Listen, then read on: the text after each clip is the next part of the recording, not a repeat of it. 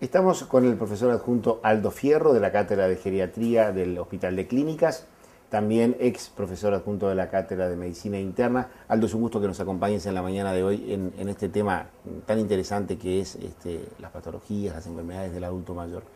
¿Por qué de internista luego pasás a la geriatría? ¿Qué te motivó? Bueno, la medicina es una sola. Es una verdad. Cuando uno en realidad practica la medicina se da cuenta que un importante porcentaje de pacientes que asiste, pacientes adultos en cualquier nivel, son adultos mayores.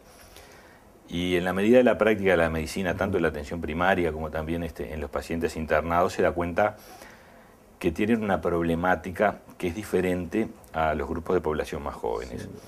Entonces eso es un poco lo que me orientó, motivó, seguro, a dedicarme a la geriatría, a ver un poco cuáles eran esas diferencias y qué es lo que le puede aportar esta especialidad a la práctica médica general, ¿no? Bien.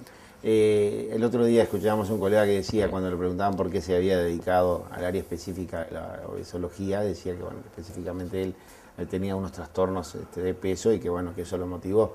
Y también decía, dentro de mi grupo de facultad, muchos que eran un poco raros terminaban siendo psiquiatras. Entonces yo te pregunto, ¿quizás hubo algo motivacional en la familia? No. ¿Algún pariente que te motivó a evaluar este tema? ¿O surgió puramente de la consulta médica, del análisis? Surgió de la consulta médica, y simplemente de ingresar, digamos, como en los cargos docentes de la facultad, ingresar a una sala de medicina y ver el porcentaje de pacientes altísimos que son adultos mayores, y ver esa problemática que en general como médicos internistas, en donde se encaran evidentemente de una manera muy buena la asistencia de los pacientes ancianos, hay aspectos que no se contemplan. Y entonces eso es lo que hace un poco la diferencia de la especialización y de la práctica de la medicina geriátrica con la medicina general, la medicina interna. Bien, ¿no? La geriatría tiene evidentemente grandes elementos, o lo que hoy conversábamos previo a la entrevista, denominados síndromes geriátricos. Sí.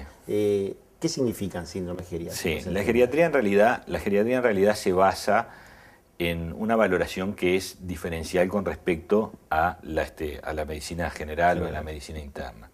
Además de la valoración médica habitual que hace cualquier médico generalista, la geriatría agrega otros aspectos que tienen una importancia fundamental en la asistencia de los ancianos, que son los aspectos del estado mental, tanto desde el punto de vista cognitivo, que es el estado de memoria, como desde el punto de vista afectivo, también la parte social, y todo eso se puede decir que se engloba en el mantenimiento, en la pérdida de las funciones, porque en definitiva esa viene a ser la manera más fiel de valorar el estado de salud de un anciano. El que mantiene sus funciones tiene una calidad de sobrevida mejor, tiene una mayor sobrevida, y el que pierde sus funciones tiene una calidad de vida peor y un pronóstico peor. Ese es el eje o la columna central, central, eso es el instrumento que utiliza la geriatría, que es lo que se llama valoración geriátrica integral.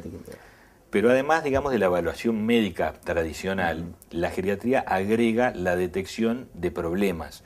Así se llaman en la geriatría, o le llaman también los síndromes geriátricos, que tienen un impacto fundamental para el mantenimiento, para la pérdida de esas funciones. Perfecto. Por ejemplo, las caídas, el deterioro cognitivo, los trastornos del estado de ánimo, la incontinencia urinaria, los trastornos de sueño. Esos son los grandes grupos. Esos son los grandes síndromes geriátricos, que estadísticamente en la evaluación tradicional pasan desapercibidos y que tienen un impacto muy grande para lograr el objetivo que hay que lograr en este grupo de población, ¿no? Que es el mantenimiento funcional, adelantarse a la pérdida de la independencia funcional, adelantarse a la dependencia. Entonces la detección de esos problemas que dependen de toda la valoración integral hacen a la especialidad.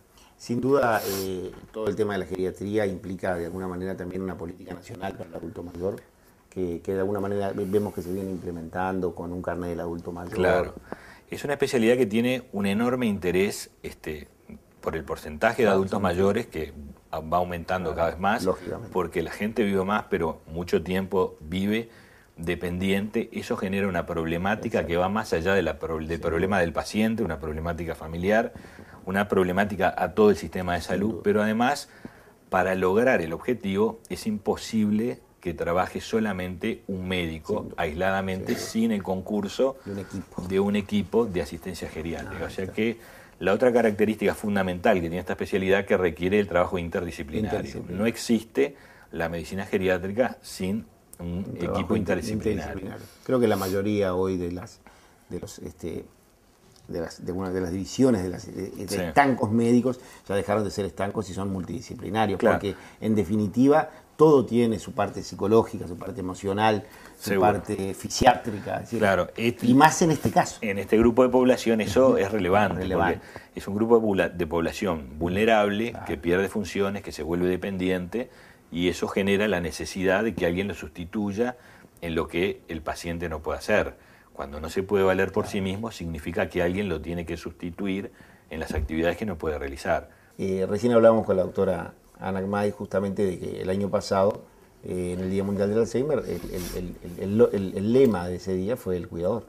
Claro. Entonces, en este caso, no solamente para el tema del Alzheimer, sino para todo lo que significa el cuidado de un adulto mayor, ¿no? Claro, el hecho de perder la capacidad de valerse por sí mismo genera la necesidad, ¿no?, de un cuidador. De un cuidador. Que también me dijeron que por aquí los preparan, los informan, los educan. También se educan. En general son los familiares, ¿no? La mayoría de la gente que se vuelve dependiente, que pierde sus funciones, que no se puede valer por sí mismo, está en el domicilio. Y la mayoría de los cuidadores de la gente dependiente son familiares. Eso genera o puede generar un impacto muy importante sobre el cuidador, ¿no? Eso también es una función del equipo de asistencia, del médico geriatra. Detectar el cuidador potencial, si lo tiene, detectar el cuidador principal en la persona dependiente y detectar el impacto que tiene el hecho de cuidar a un paciente dependiente, ya que eso, genera hasta más enfermedades infecciosas, trastorno del estado de ánimo, problemas económicos, evidentemente, que a veces tienen que abandonar del trabajo, un proyecto de vida, ¿no? Y entonces eso tiene una importancia muy grande, porque cuidar al cuidador es una manera de cuidar al paciente, ¿no? Sin duda alguna, que además hemos estudiado cómo repercute inclusive sobre la salud del cuidador los trastornos de la enfermedad del propio paciente. Claro, ¿no? Lo que se llama la sobrecarga. La sobrecarga, ¿no? Los problemas de depresión de los cuidadores. Claro, eso porque en esa educación creo que se disminuye esa problemática. Eso es muy importante, es lo que geriatría se llama el cuidado del cuidador, ¿no? Es una manera de cuidar él. Quizás esta especialidad sea la especialidad que más mima o que más busca cuidar o ponerle escudos al paciente para que de alguna manera no se vean afectadas las funciones que todavía mantiene.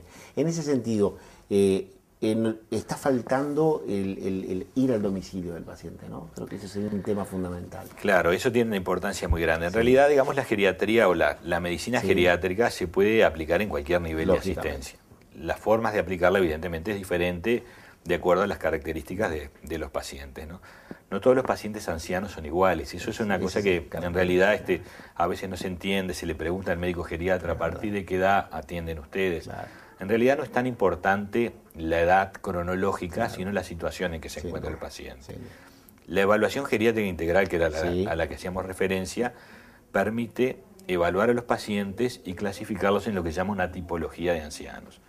Hay ancianos que pueden ser sanos, hay un anciano que puede tener una enfermedad puntual y mejorar, pero hay pacientes que la geriatría, mediante la valoración geriátrica integral, detecta estos factores de riesgo de pérdida de sus funciones, que favorecen la pérdida de las capacidades de autovalencia.